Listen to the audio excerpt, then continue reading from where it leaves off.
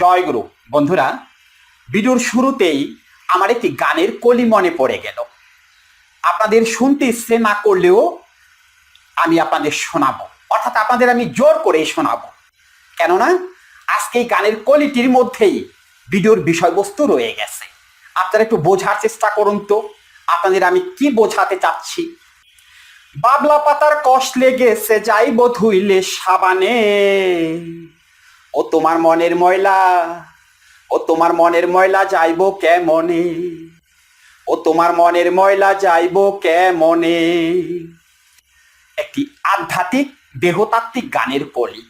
এই গানের কলিটির মধ্যে এমন কিছু অন্তর্নিহিত তাৎপর্য রয়ে গেছে যেগুলো বিশ্লেষণ করলে আপনাদের মনের রোগ বের করে নিয়ে আসা যাবে।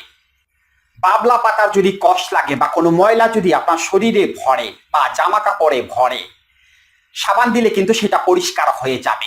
ভালো ভালো ডিটারজেন্ট পাউডার আছে, সেগুলো দিলে পরে কাপড়ের দাগ উঠে যাবে। সাদা কাপড়ে যদি দাগ লেগে যায় সেটাও উঠে যাবে, কোনো সমস্যা নেই। কিন্তু মনের ভেতরে যদি ময়লা লেগে যায়, অর্থাৎ মনের ভেতরে যদি দাগ লেগে যায়, সেই দাগ কি করে উঠবে? কোন কোম্পানির ডিটারজেন্ট আছে যে মনের ময়লা, মনের দাগ বা মনের সন্দেহ দূর করে দেবে?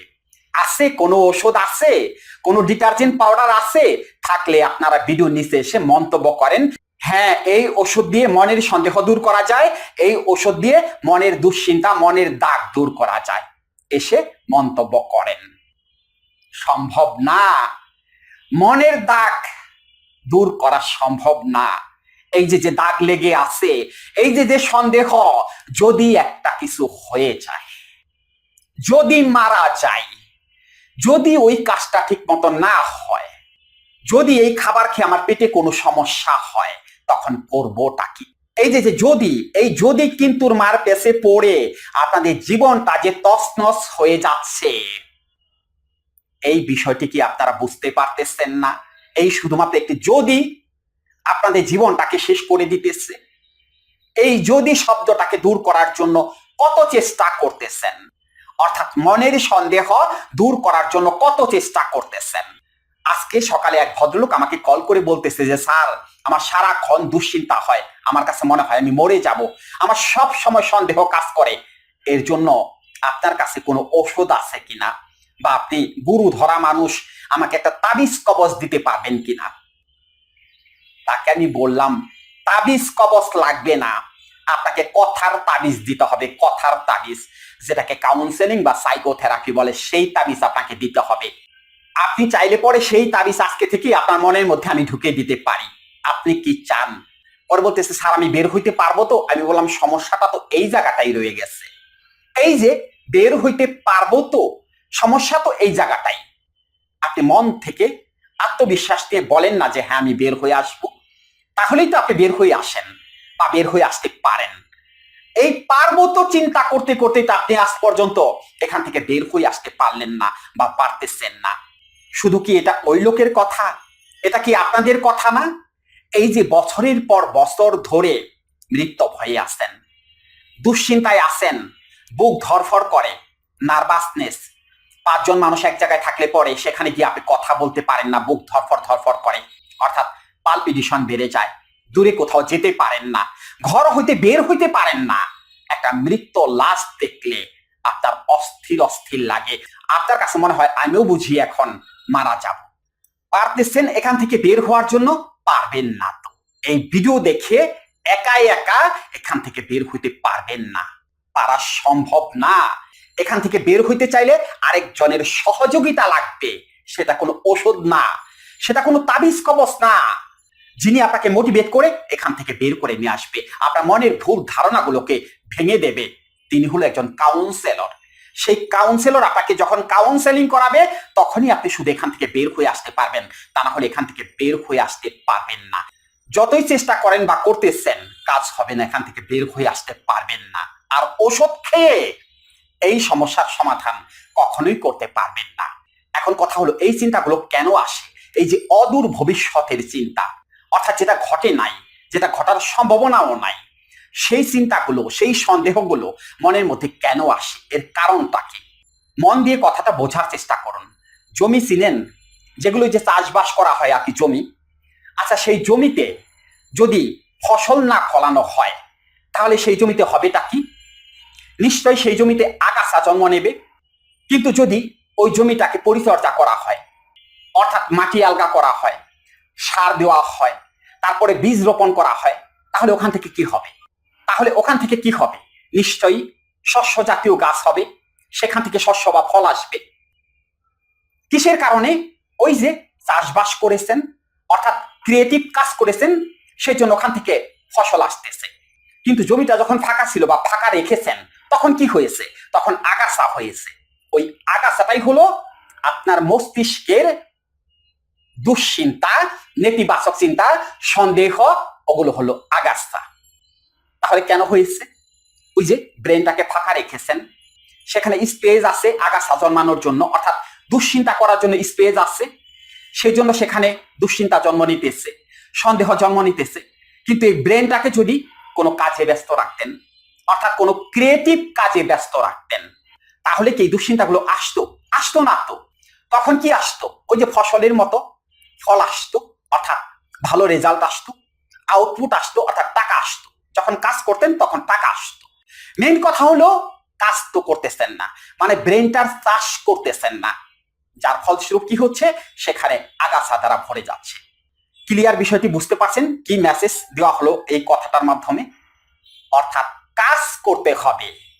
যারা এই সমস্যায় আছেন তাদের সমস্যাটা হলো একটা জায়গায়, ভালো লাগে না, অর্থাৎ কোনো কিছু করতে ভালো লাগে না। এখন ভালো লাগে না কেন রে ভাই? ভালো লাগার ওষুধ কোথায় আছে? ভালো লাগার ওষুধ আছে, সেটা হলো পেটে যদি ক্ষুধা থাকতো, ক্ষুধার যন্ত্রণায় ছটফট করে মরতেন, তখন কাজ করতে বাধ্য হতেন। তখন যে কাজ করতে বলা হতো আপনাকে সেই কাজ করতে বাধ্য হতেন। মেইন কথা হলো পেটে তো খাবার আসে, যেভাবেই হোক পেটে খাবার আসে, তো পরিবারের লোকজন যেভাবেই হোক আপনার সামনে খাবার দেয়। সেটা যদি বন্ধ করে দেওয়া হতো তাহলে কবে এই সমস্যার সমাধান করে ফেলতে পারতেন? কবে? একজন মানুষ যখন বিপদে পড়ে তখন সে কি করে? একটা খড়কুটোকে আঁকড়ে ধরার চেষ্টা করে বাঁচার জন্য। আর আপনারা কি করেন? আপনারা তো বেঁচে আছেন, আপনারা তো বিপদে পড়েন নাই। এই যে চিন্তাগুলো করতেছেন, এই যে সন্দেহগুলো মনের মধ্যে হচ্ছে, এগুলো তো অযথা। যদি কাজ করতেন তাহলে এই সন্দেহগুলো দূর হয়ে যেত, দুশ্চিন্তা দূর হয়ে যেত। কাজ তো করতেছেন না। এখন কথা হলো, নিয়মিত মোটিভেশনাল ভিডিও দেখতেছেন, ভিডিও দেখে দেখে মনে মনে ভাবতেছেন কালকে সকাল বেলায় আমি কাজে চলে যাব, কালকে সকাল বেলায় আমি ব্যায়াম করতে যাব, আমি কালকে জিমে ভর্তি হব। কিসের ঘোরার দিন? কিচ্ছু না। আজকে জেদ করেছেন, কালকে এটা সেটা কত কিছু করবেন। সকালবেলা ঘুম থেকে উঠেছেন 11টার সময়, কারণ ওই যে রাত্রে তো ঘুম হয় নাই। রাত্রে কি করছেন? ওই যে ইউটিউবে আপনার সমস্যা নিয়ে বিভিন্ন ভিডিও দেখছেন, অমুক ডাক্তার এক কথা বলছে, তমুক ডাক্তার এক কথা বলছে, ওই ভিডিও দেখছেন। ভিডিও দেখতে দেখতে রাত 2টা-3টা বেজে গেছে। তারপরে কোন রকম নেশাখোরদের মতো ওই যে এক ডাক্তার আবার ওষুধ দিয়ে দিয়েছে, ঘুমের ওষুধ, ওটা তো খাওয়ার পরে ঘুম হয় নাই। একটা পর্যায়ে যখন রাত জাগতে জাগতে ক্লান্ত হয়ে গেছেন তখন ঘুমিয়ে পড়েছেন, অর্থাৎ দেহটা কোন রকম পড়ে গেছে আর কি। ওটা তো ঘুম না, অর্থাৎ ওটা তো সুনিদ্রা না, ওটা হলো কুনিদ্রা। কুনিদ্রায় সারা রাত পার করে দিয়েছেন। সকালবেলা কোনো খবর নেই, ওই যে শরীর দুর্বল ক্লান্ত হয়ে গেছে, ঘুম থেকে উঠেছেন 11টার সময়, আবার সেই ঘুম থেকে উঠে একই অবস্থা। ভালো লাগে না, কোনো কিছু ভালো লাগে না। ভালো তো লাগতো যদি রাত্রে ঘুমটা ভালো হতো। সকাল 6টার সময় ঘুম থেকে উঠে হাঁটতে চলে যেতেন, ব্যায়াম করার জন্য যেতেন, 100% মন ভালো হয়ে যেত। কিন্তু সেটা তো হয় নাই। রাত্রে ঘুমোতে যাওয়ার সময় তো একের পর এক চিন্তা মাথার মধ্যে চলে আসছে। তাহলে ভালো লাগবে কোথা থেকে? ভালো তো লাগবে না। সেই জন্য বললাম ওই মোটিভেশনাল ভিডিও বছরের পর বছর দেখতে থাকেন, মাগার এখান থেকে বের হইতে পারবেন না। আবার ওই কথাগুলোই মোটিভেশনাল কথা, বা এই যে আমি কথাগুলো বলতেছি, এগুলো যখন কাউন্সেলিং এ শুনবেন তখন এখান থেকে বের হয়ে আসবেন এবং কালকে সকালবেলা যে কোনো একটা কাজেও ব্যস্ত হয়ে পড়বেন, কোনো সমস্যা হবে না। কারণ কি, ওই যে কাউন্সেলিং তো টাকা দিয়ে করতে হয়, টাকার তো আলাদা একটা চাপ আছে, টাকার তো আলাদা একটা যন্ত্রণা আছে। সেই জন্য কাউন্সেলিং এর সময় আমি যা বলবো তাই শুনতে বাধ্য হবেন, আর তখনই এখান থেকে বের হয়ে আসতে পারবেন, তা না হলে বের হয়ে আসতে পারবেন না। যতই চেষ্টা করেন আর যতই নাটক করেন, তাবিজ কবজ যতই গলায় ঝোলান, কাজ হবে না। আর ওই টিপটিন 25 ইজিয়াম 10 ফিজিয়াম ওই রকম ওষুধ যতই খান, কাজ হবে না। ঘুমের ট্যাবলেট খায় ঘুমাইলে দুশ্চিন্তা কখনো দূর হয় না, বরঞ্চ হিতে বিপরীত হয়, শরীর দুর্বল হয়ে যায়। তখন আবার আরেক ধরনের সমস্যা তৈরি হয়, শরীর আগের চেয়ে আরো বেশি দুর্বল হয়ে যাচ্ছে। এখন হাঁটতে গেলে পরে পা এক জায়গায় ফালান, আরেক জায়গায় পা পড়ে, মাথাটা এমন ভাবে চক্কর দেয় মনে হয় সারা দুনিয়া ঘোরাইতেছে, শরীর এত দুর্বল লাগে শুধুমাত্র ওই ওষুধ খাওয়ার কারণে। আগে যেটুকু শক্তি পেতেন কাজ করার জন্য বা বাহিরে বের হওয়ার জন্য, এখন সেই শক্তিটুকু হারাই গেছে।